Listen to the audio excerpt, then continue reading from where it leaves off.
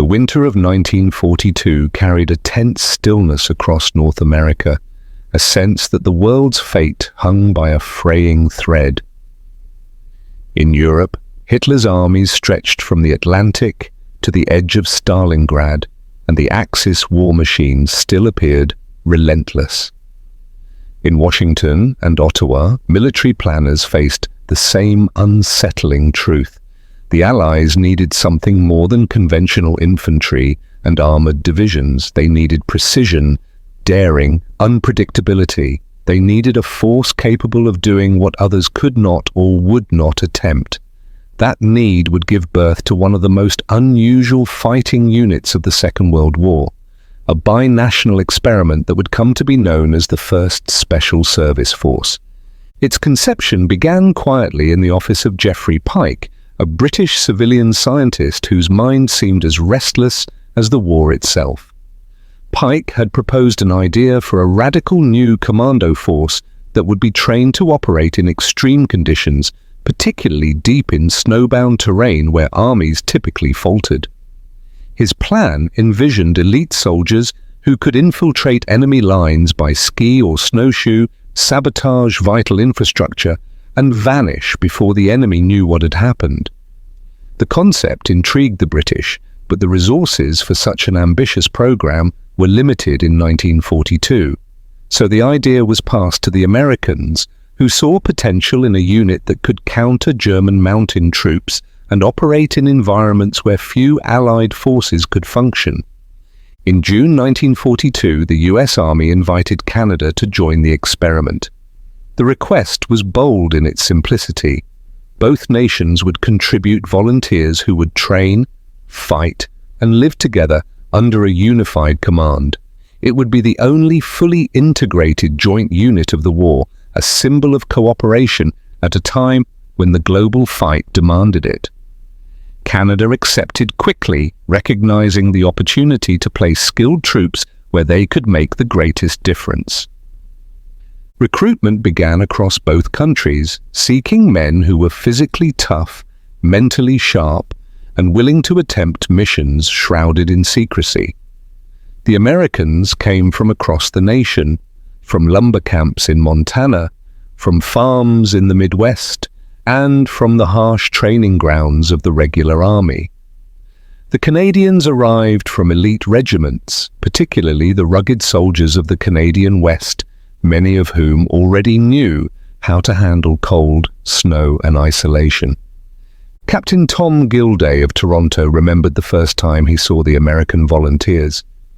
They looked like a wild bunch, he later recalled. But then again, so did we. Maybe that's why it worked. By July 1942, the new force gathered in the mountains of Montana at Fort William Henry Harrison. Their training grounds stretched for miles with forests, steep ridges, and snowfields that challenged even the strongest recruits.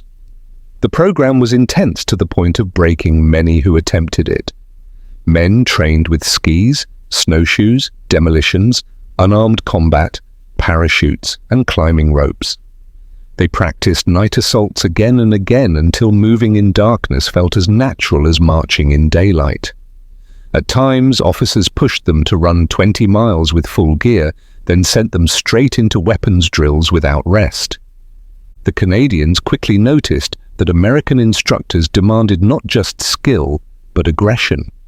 Meanwhile, American recruits admired the Canadians' calm precision and their ability to adapt instantly to harsh conditions.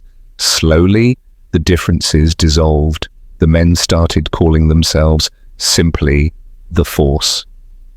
Command of this unique unit fell to Colonel Robert Frederick, a soft-spoken but relentless American officer whose mind seemed built for complex problems. Frederick took Pike's theoretical ideas and forged them into a practical doctrine. He believed that if his men could master the impossible during training, they could outthink and outfight anyone on the battlefield. Under Frederick, discipline was strict, but camaraderie flourished. His presence alone inspired respect. Private Jim McAllister later described him as the kind of officer you'd follow into hell without stopping to ask why. The force was organized into 3 regiments, each made up of both Canadians and Americans. Their barracks mixed nations, dialects, and habits. Canadians teased Americans about their accents, while Americans marveled at Canadian skill with skis. They learned each other's jokes, curses, and slang. Rivalries grew, especially during boxing matches where neither side wanted to lose. Yet the unit's spirit remained united. They were no longer Canadian soldiers and American soldiers. They were something else entirely. Weapons training was equally demanding. Frederick armed his men with the best equipment available, including specialized knives, lightweight machine guns, and high explosive charges for sabotage missions. They learned to fire, reload, and maneuver at speeds meant to overwhelm an enemy before he could react. Many became experts with the Thompson submachine gun, their movements fluid and instinctual. The unit's demolition specialists learned to blow bridges, rail lines, and bunkers with minimal materials. One evening, a storm swept across the mountains with winds fierce enough to tear tents from the ground. Instead of cancelling the night exercise, Frederick ordered the men to continue. They moved through the blizzard in silence, navigating by touch and memory. When they reached their objective at dawn, frost clinging to their faces, Frederick addressed them with calm satisfaction. "If you can do it here," he said, "you can do it anywhere the war takes you." The force also trained in amphibious assaults, cliff climbing, stealth movement, and parachuting. These skills made them adaptable to nearly any battlefield environment the Allies might encounter. By late 1942, the unit had earned a reputation among American and Canadian commanders as a capable and unpredictable weapon. But their future remained uncertain because Pike's original vision called for operations in Norway, a plan the Allies ultimately abandoned. For a moment, it appeared that the unit might be dissolved without ever seeing combat. Frederick refused to let that happen. He lobbied high command in Washington, arguing that the force could be redirected to more suitable operations. His persistence paid off in the summer of 1943 when Allied planners developed a bold strategy for the invasion of Italy. The rugged mountains south of Rome posed challenges that traditional infantry would struggle to overcome. Frederick's men, trained for extreme terrain and unorthodox missions, were exactly what the Allies needed. Orders soon arrived. The 1st Special Service Force would deploy to the Mediterranean. Their task was simple in wording but daunting in reality. They would help break the German defensive lines blocking the Allied advance toward Rome. The men listened silently as Frederick briefed them on their mission. They knew the terrain would be harsh, the enemy experienced, and the fighting brutal.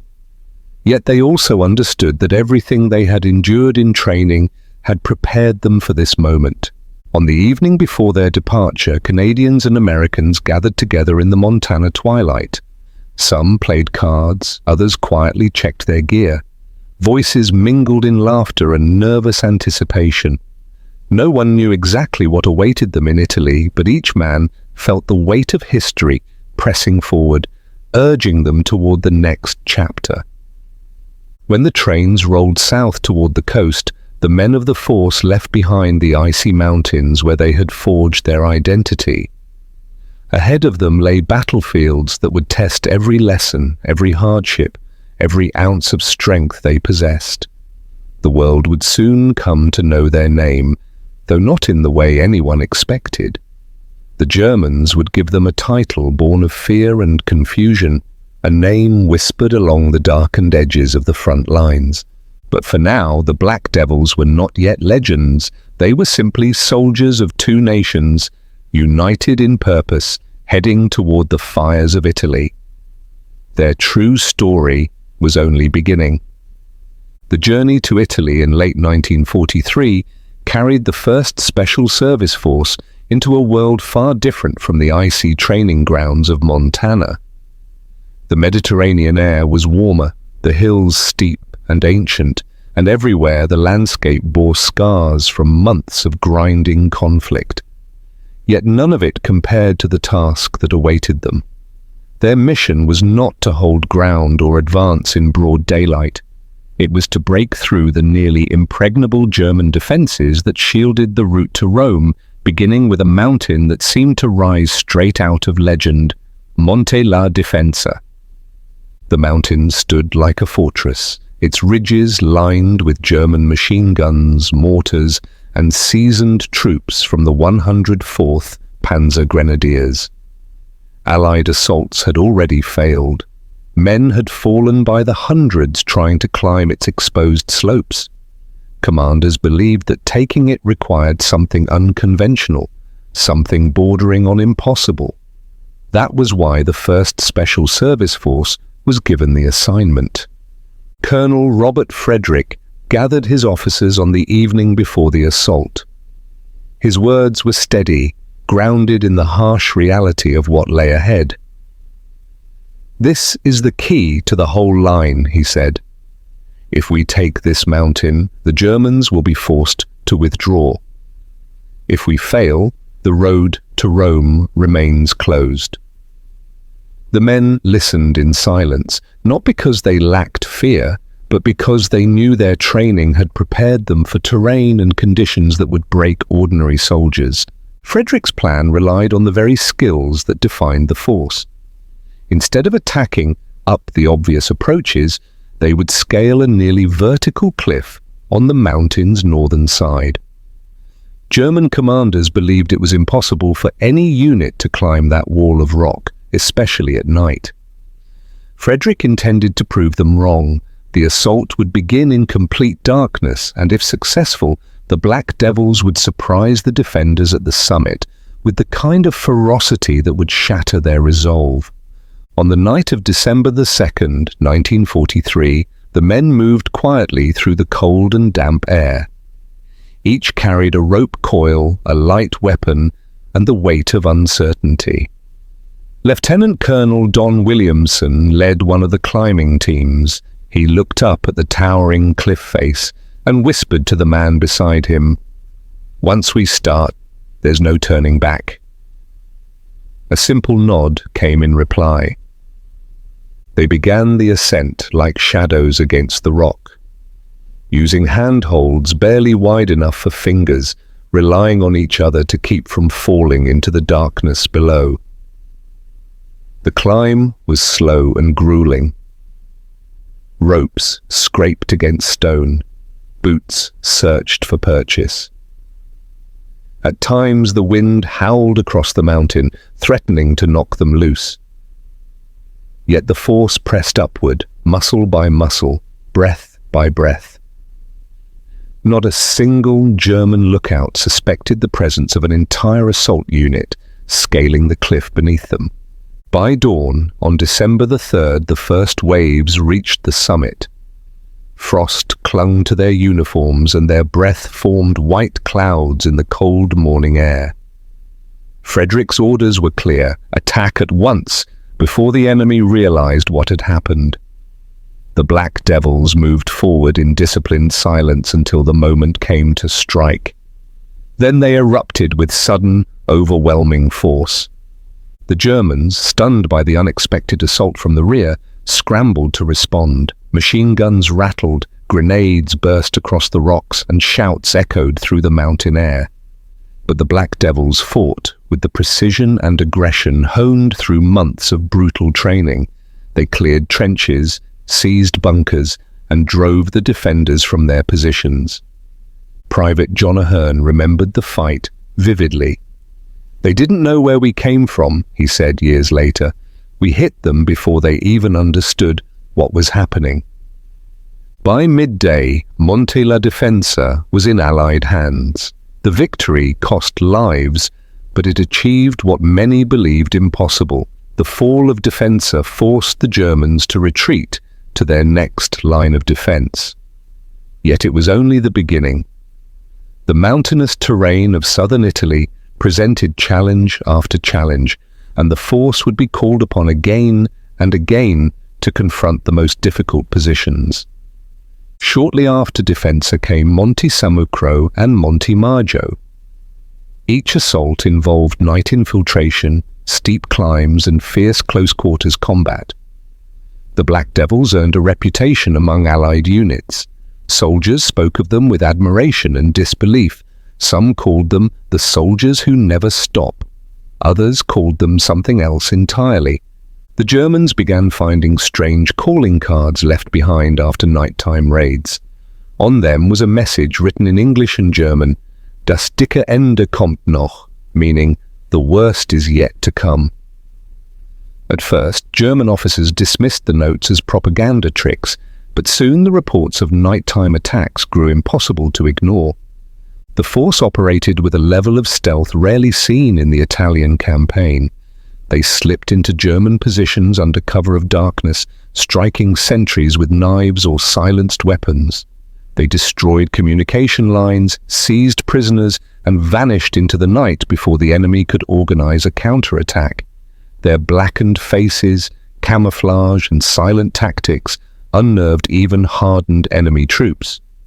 One German officer wrote in a report, "They appear out of nowhere, kill with ferocity, and disappear like phantoms." Another soldier described the aftermath of a raid, saying, "We never heard them come, only the dead knew they had been here." By early 1944, the name Black Devils began spreading through German lines. It was not a formal designation, nor was it invented by Allied propaganda. It grew organically out of fear. The Germans came to believe that the force included criminals or men with supernatural skill.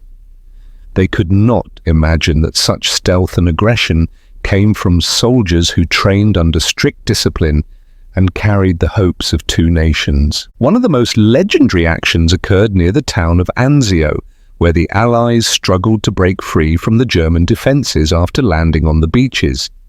The force was assigned nighttime patrols and raids that pushed deep into enemy territory. Many of these operations were so dangerous that commanders did not expect full teams to return. Yet, again and again, the Black Devils came back with prisoners, intelligence, and stories of harrowing encounters. During one nighttime raid, a German patrol stumbled into a small group of the force. A brief but violent fight followed. When reinforcements arrived at dawn, they found a single calling card in the dirt beside one of their fallen men. The message was clear and chilling. The nickname spread faster than any official report. At Anzio, the Black Devils also conducted daring reconnaissance missions, infiltrating enemy trenches and mapping German positions under the noses of elite units. Their presence forced German commanders to divert troops from frontline duties simply to guard against more nighttime attacks. Yet the fighting took a toll. The men of the force battled exhaustion, hunger, and the emotional strain of constant danger. They buried friends, endured artillery bombardments, and marched through mud thick enough to swallow boots whole. Still, their resolve did not falter. The bond between Canadians and Americans grew stronger with each mission. They trusted each other completely, knowing that survival depended on teamwork. By the spring of 1944, Rome was within reach. The force had carved a reputation built not on myth, but on relentless action. Their daring operations in Italy revealed a truth the world would soon recognize. The Black Devils were not imagined monsters or ghosts that haunted the night. They were real soldiers, expertly trained, determined, and unyielding in the face of an enemy that feared them more with every encounter. As they prepared for the next phase of the campaign, Frederick reminded his men that their mission was far from over.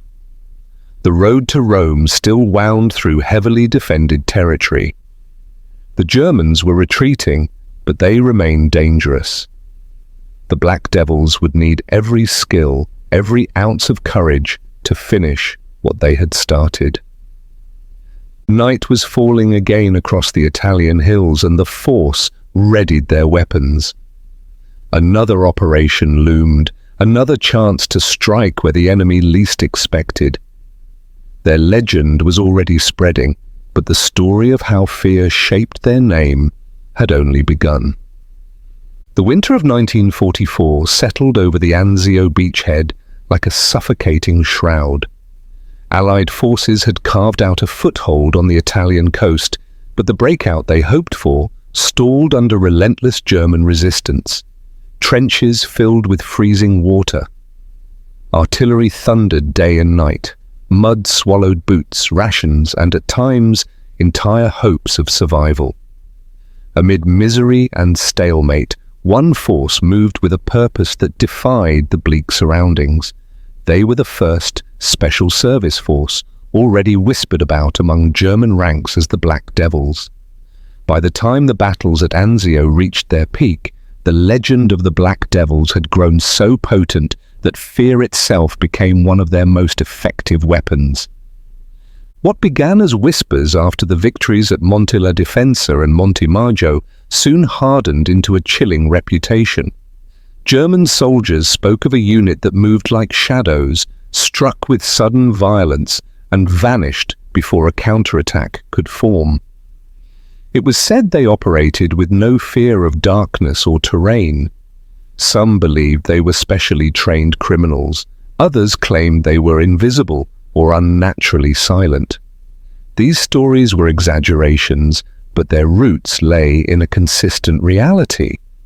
The Black Devils were relentlessly trained, physically hardened, and uniquely skilled in infiltration tactics that few Axis troops had ever experienced. At Anzio, those tactics reached their full intensity. The beachhead was a stalemate, but a deadly one. Every night, patrols slipped out into no man's land, sometimes crawling for hours through mud and tangled grass to reach enemy positions. Most Allied units dreaded these missions, but for the force, they were routine operations. Night after night, they infiltrated German lines, cutting wires, capturing prisoners, gathering intelligence, and leaving behind a psychological wake that no conventional report could measure. One of the most famous stories came from a patrol led by Lieutenant Colonel Jack Norton. His men had slipped behind a section of German trenches and lay watching from the darkness as enemy soldiers moved about their positions. When the moment was right, Norton gave a hand signal, and the Devils struck with brutal efficiency. They killed sentries silently, sabotaged machine gun nests, and captured 2 prisoners who were too stunned to understand how their attackers had appeared from nowhere. At dawn, rumblings of the raid spread through the German lines. Soldiers swore they had been attacked by a force twice the size of what had actually been there. The fear magnified the scale of the operation far beyond its tactical effect. The calling cards continued to appear. Each one featured the same unsettling phrase, "The worst is yet to come." They were not official orders, nor were they part of a psychological warfare program. Many believed they originated as personal tokens left behind by individual forcemen, but they were soon found across German-held positions after raids. To German commanders, they signaled an adversary who not only struck without warning but also taunted them with the promise of more violence. One officer wrote in a field report, "These soldiers fight without pattern or rule. They watch us, wait for us, and kill only when it suits their purpose." Captured German soldiers often confirmed the terror that had taken root in their ranks. In one interrogation record, a young German private kept repeating the same phrase, "Schwarze Teufel, they come from the dark." His hands shook as he spoke, and he refused to believe his captor's assurances that the force was no more supernatural than any other Allied unit. For him, and for many others, the Black Devils had become fear made flesh. Yet the legend was not only the product of night raids, it grew from the force's discipline and absolute refusal to retreat even under punishing conditions. During the hardest days at Anzio, German patrols attempted to counter the forcemen by striking at their positions, but the Black Devils met these attacks with fierce resistance. They fought with skill and aggression, often launching immediate counter-raids that left the enemy shaken. Their ability to switch from infiltration to defensive combat made them unpredictable, a trait that unnerved German commanders who preferred to categorize enemy units into familiar tactical roles. Meanwhile, Allied officers began recognizing the power of the Devil's growing reputation. Although the force was still a small unit compared to regular divisions, their psychological impact allowed them to shape enemy behavior disproportionately. German companies sometimes refused patrol assignments in sectors the Devils were known to operate. At times, entire units redeployed simply to avoid potential night encounters. This disruption proved invaluable for maintaining the beachhead under impossible conditions. In February, as the stalemate dragged on, the Forcemen conducted one of their most aggressive periods of patrolling.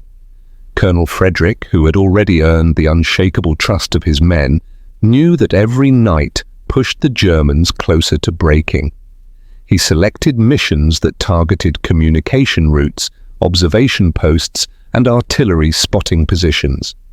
Each successful patrol hampered German coordination and added fuel to the growing mythology of the Black Devils. One cold night, Sergeant Tommy Prince, a highly skilled Canadian sniper and scout, exemplified the ingenuity that defined the force. Prince crawled across open ground under enemy fire to repair a damaged telephone line used for Allied artillery spotting. After completing the repair, he advanced even farther and observed German positions through binoculars disguised as part of a farmer's hoe. For over an hour, he calmly relayed enemy movements to Allied gunners. When German mortar fire began targeting his location, he slipped away without being seen. Later, a German prisoner remarked that the ghostly scout was unlike anyone they had ever faced. Stories of Prince's exploits circulated widely among German troops, reinforcing the idea that the Devils possessed uncanny abilities. By late spring, the Allies were finally prepared for the breakout from Anzio. The force played a critical role in the opening moves, striking enemy positions that anchored the German defensive line. Their actions helped destabilize sectors that were already strained under the weight of constant raids. On May the 23rd, 1944, the breakout began. As Allied forces surged forward, the Germans retreated toward Rome in disarray. The legend of the Black Devils followed them, carried on by soldiers who swore that the Forcemen were everywhere at once. The march into Rome brought a rare moment of triumph. As the Forcemen entered the city, civilians cheered and greeted them with gratitude. Yet beneath the celebration lay the cost of their victories. Dozens of men had been killed in Italy, many during the brutal winter months at Anzio. Their sacrifice had shaped the force's reputation just as surely as their skills had. For the survivors, the entry into Rome marked both an ending and a beginning. They had proven themselves in some of the harshest fighting of the war, but new battles awaited in southern France. Still, the legend forged in Italy would never fade. German intelligence documents recovered after the war revealed detailed accounts of how the force had disrupted operations and spread fear through the ranks. Officers described the Devils as masters of infiltration and highly aggressive commandos capable of appearing anywhere. One report even warned that traditional countermeasures were ineffective because the enemy does not behave as normal soldiers. As the war continued, the Black Devils carried their reputation with them across Europe, but the psychological battlefield they dominated in Italy remained their defining legacy. Their actions proved that fear, when combined with skill and daring, could shape the course of a campaign. The Germans had not invented the Devil's legend through superstition. They had witnessed it firsthand, night after night, until the name became inseparable from their dread. The 1st Special Service Force would be officially disbanded before the war's end, but the mark they left on the German front endured. They had turned darkness into a weapon and transformed their own anonymity into a myth that still echoes through military history. Their enemies gave them the name meant to describe terror itself, and the Forcemen earned it.